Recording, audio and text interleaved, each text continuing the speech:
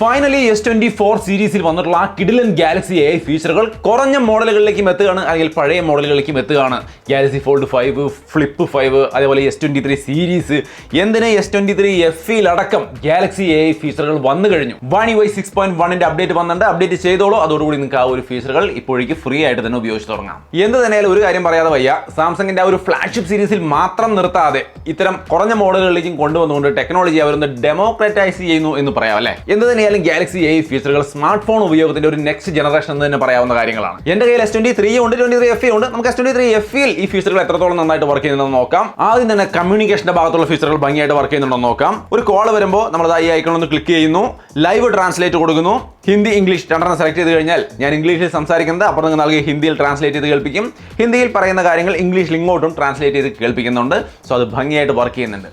ചാറ്റിലും ഇത് വർക്ക് ചെയ്യും. വാട്സപ്പിലൊക്കെ മെസ്സേജ് അയക്കുമ്പോൾ നമ്മൾ ചാറ്റ് അസിസ്റ്റ് ഓൺ ചെയ്ത് കഴിഞ്ഞാൽ നമ്മൾ ഇംഗ്ലീഷിൽ ടൈപ്പ് ചെയ്യുന്ന കാര്യങ്ങൾ അപ്പുറത്ത് നിൽക്കുന്ന ആൾ ഹിന്ദിക്കാരനാണെങ്കിൽ അങ്ങോട്ട് ട്രാൻസ്ലേറ്റ് ആയി പോകും. അവിടെ നിന്ന് ഹിന്ദിയിൽ പറയുന്ന കാര്യങ്ങൾ ഇങ്ങോട്ടും ട്രാൻസ്ലേറ്റ് ആയിട്ട് വരുന്നുണ്ട്. അതും ഗംഭീരമായി. പിന്നെ ഇന്റർപ്രറ്റർ മോഡ് നമ്മൾ അത് ഓൺ ചെയ്യുകയാണെങ്കിൽ നമുക്ക് അപ്പുറത്ത് നിൽക്കുന്ന ആൾ ഏത് ഭാഷക്കാരാണോ ആ ഭാഷ സെലക്ട് ചെയ്യുക. നമ്മൾ ഇംഗ്ലീഷിൽ സംസാരിച്ച് കഴിഞ്ഞാൽ അപ്പുറത്ത് ഹിന്ദിക്കാരനാണെങ്കിൽ ആ ഭാഷയിലേക്ക് ട്രാൻസ്ലേറ്റ് ചെയ്ത് അപ്പം തന്നെ ലൈവായിട്ട് കേൾപ്പിക്കും. അവിടെ നിന്ന് പറയുന്ന കാര്യങ്ങൾ ഇങ്ങോട്ടും ട്രാൻസ്ലേറ്റ് ചെയ്ത് കേൾപ്പിക്കും. ഇന്റർപ്രറ്റർ മോഡ് അതും നന്നായി വർക്ക് ചെയ്യുന്നുണ്ട്. ഇത് കൂടാതെ നമ്മൾ കണ്ടിട്ടുള്ള പ്രൊഡക്ടിവിറ്റി ഫീച്ചേഴ്സ്, അതായത് circle to search, just circle ചെയ്യാണ്, കൃത്യമായിട്ട് വർക്ക് ചെയ്യുന്നത്. ആ റിസൾട്ട് ഒക്കെ വന്നു. പിന്നെ നോട്ട് അസിസ്റ്റ്, നോട്ടിനകത്ത് നമുക്ക് ഒരുപാട് കാര്യങ്ങൾ ചെയ്യാൻ പറ്റും. ഒരു വലിയ പാരഗ്രാഫ് ഇട്ട് കൊടുത്താൽ അതിനെ സമറൈസ് ചെയ്ത് ചെറുതാക്കി ബുള്ളറ്റ് പോയിന്റ്സ് ആക്കിയിട്ട് നമുക്ക് മുമ്പിലേക്ക് തരുന്നുണ്ട്.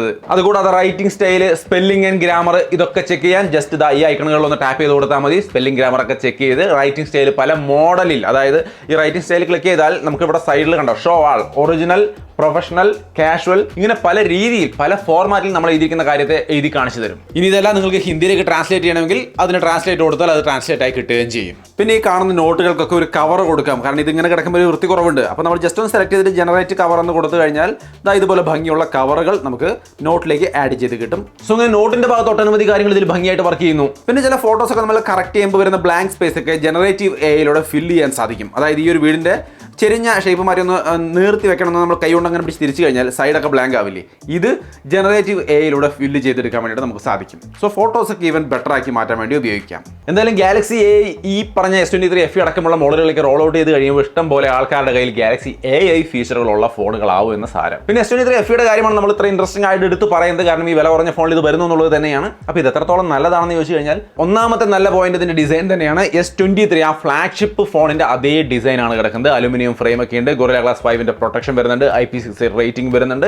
നല്ല പ്രീമിയം ലുക്കുള്ള സാംസങ് ഫോൺ. കൂടാതെ 6.4 ഇഞ്ച് വരുന്ന ഡൈനാമിക് AMOLED 2x ഡിസ്പ്ലേ ആണ് വരുന്നത്. ബ്രൈറ്റ്നെസ്സിനൊന്നും ഒരു വിഷയമില്ല, എവിടെ വേണമെങ്കിലും കൊണ്ടുവന്ന് ഉപയോഗിക്കാം. പിന്നെ ക്യാമറയാണെങ്കിൽ 4K വീഡിയോ ഫ്രണ്ട് ക്യാമറയിൽ നമുക്ക് സ്റ്റേബിൾ ആയിട്ട് ഷൂട്ട് ചെയ്യാൻ പറ്റും. ബാക്ക് ക്യാമറയിൽ 4K മാത്രമല്ല 8K അടക്കം ഷൂട്ട് ചെയ്യാൻ കഴിയുന്ന കിഡിലൻ ഫ്ലാഗ്ഷിപ്പ് സെറ്റപ്പ് ഈ ഒരു ഫോണിൽ അവർ ഉൾപ്പെടുത്തിയിട്ടുണ്ട്. ക്യാമറ സാമ്പിളുകൾ നിങ്ങൾക്ക് ഇവിടെ കാണാം. മെയിൻ ക്യാമറയുടെയും സെൽഫി ക്യാമറയുടെ ഒക്കെ വീഡിയോകൾ ഞാൻ കാണിക്കുന്നുണ്ട്. അത്യാവശ്യം നല്ല ക്വാളിറ്റിയിൽ നിങ്ങൾക്ക് ഈ കാണുന്ന പോലെ വീഡിയോ ഷൂട്ട് ചെയ്യാൻ സാധിക്കും. പക്ഷേ ഇത് വീഡിയോയുടെ കാര്യമാണ്, ക്യാമറയുടെ കാര്യമാണ്. നിങ്ങൾക്ക് ഇഷ്ടപ്പെടുന്നുണ്ടോ എന്ന് നോക്കുക. ഞാൻ നല്ലതെന്ന് പറഞ്ഞു എടുക്കരുത്. നിങ്ങൾക്ക് താല്പര്യമായോ?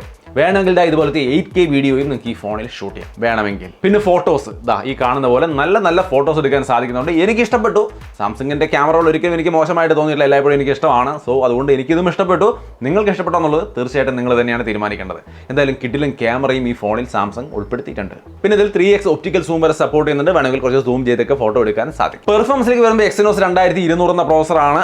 ആ ഒരു പ്രോസർ അത്യാവശ്യം നന്നായിട്ട് പെർഫോം ചെയ്യുന്നത്. ഇപ്പോഴും ഒരു വിഷയമില്ലാതെ സ്മൂത്ത് ആയിട്ട് വർക്ക് ചെയ്യുന്നുണ്ട്. എന്നാലും ഞങ്ങൾക്ക് Exynos ഇഷ്ടമല്ല എന്നുള്ളവർ മാത്രം ഉണ്ടെങ്കിൽ വേണ്ടാന്ന് വെച്ചാൽ മതി. അല്ലാത്തവർക്കൊന്നും വലിയ കുഴപ്പമുണ്ടാവില്ല. സ്മൂത്ത് ആയിട്ട് വർക്ക് ചെയ്യുന്നുണ്ട്. 4500 mAh ബാറ്ററി ഉണ്ട്. ഡീസന്റ് ഒരു ദിവസം ബാറ്ററി ലൈഫ് എനിക്ക് കിട്ടുന്നുണ്ട്. സോ മൊത്തത്തിൽ ഗാലക്സി AI എക്സലന്റ് കേപ്പബിലിറ്റീസുമായിട്ടുള്ള ഒരു ഫോൺ 39,990 എന്ന് പറയുന്ന ഓഫർ പ്രൈസിൽ നിങ്ങൾക്ക് വേണമെന്നുണ്ടെങ്കിൽ കൺസിഡർ ചെയ്യാവുന്ന ഒരു ഐറ്റമാണ് S23 FE. പിന്നെ ഓൾറെഡി ഇപ്പോൾ ഏതൊക്കെ ഫോണുകളിലേക്കാണ് ഗാലക്സി AI ഫീച്ചറുകൾ വന്നിരിക്കുന്നതെന്നാണ് ലിസ്റ്റ് അവിടെ കാണുന്നുണ്ട്. ചെക്ക് ചെയ്ത് നോക്കിക്കോളൂ. നിങ്ങളുടെ ഫോണിലുണ്ടോ നോക്കുക. ഇല്ലെങ്കിൽ One UI 6.1ലേക്ക് അപ്ഡേറ്റ് ചെയ്യുക. അപ്ഡേറ്റ് ഈ പറഞ്ഞ മോഡലുകളിലേക്ക് എല്ലാം വന്നിട്ടുണ്ട്. സോ ഗാലക്സി AI ഫീച്ചറുകൾ വന്നു. S23 FEയിലേക്ക് എങ്ങനെയുണ്ട് എന്നുള്ളതാണ് നമ്മൾ പറഞ്ഞത്. സംഗതി നന്നായിട്ട് തോന്നിയാൽ തീർച്ചയായിട്ടും പർച്ചേസ് ചെയ്യാം, അല്ലെങ്കിൽ അപ്ഡേറ്റ് ചെയ്യാം. നിങ്ങളുടെ അഭിപ്രായങ്ങൾ തീർച്ചയായിട്ടും കമന്റായിട്ട് ഷെയർ ചെയ്യാം. വീഡിയോ ഇഷ്ടപ്പെട്ടാൽ ലൈക്ക് ചെയ്യാൻ ഷെയർ ചെയ്യാൻ മറക്കണ്ട. വീണ്ടും ഒരു വീഡിയോയിൽ കാണാം. ബൈ.